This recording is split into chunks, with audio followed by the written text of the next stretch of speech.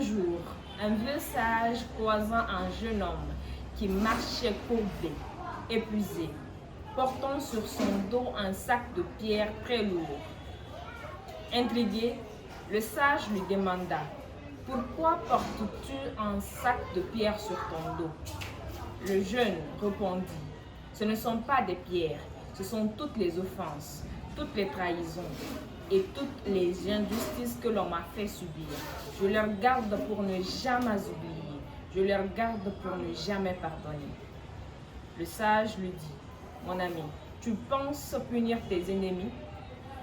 Pourtant, tu es le seul à subir le poids de ce fardeau, pendant que eux, ils marchent librement. » Mesdames, messieurs, cette histoire, c'est celle de quiconque ne veut pas pardonner.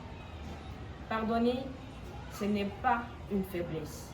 Pardonner, ce n'est pas une faveur que l'on fait à la personne qui nous a blessés. C'est une profonde erreur que l'on fait en disant que pardonner, c'est un acte de soumission. Non. Pardonner, c'est le point de départ d'une reconstruction. Pardonner, c'est commencer une nouvelle vie. C'est libérer sa conscience et son cœur.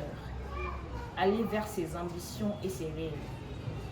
Pardonner, c'est lisser la rancœur. Parce que si l'on garde la rancœur, comment on peut créer? Comment on peut innover? Comment peut-on aller de l'avant? Or que toute notre énergie est consumée par des ressentiments. Pardonner, c'est la meilleure solution pour oublier. C'est la meilleure solution pour être soi-même. Ce que l'on oublie souvent, lorsqu'on pardonne, ce n'est pas la personne, c'est libérer son cœur et son âme. Alors, la question de savoir si pardonner, faut-il pardonner pour avancer, je réponds sans hésiter oui. Rappelons-nous de ce que Gandhi nous a dit.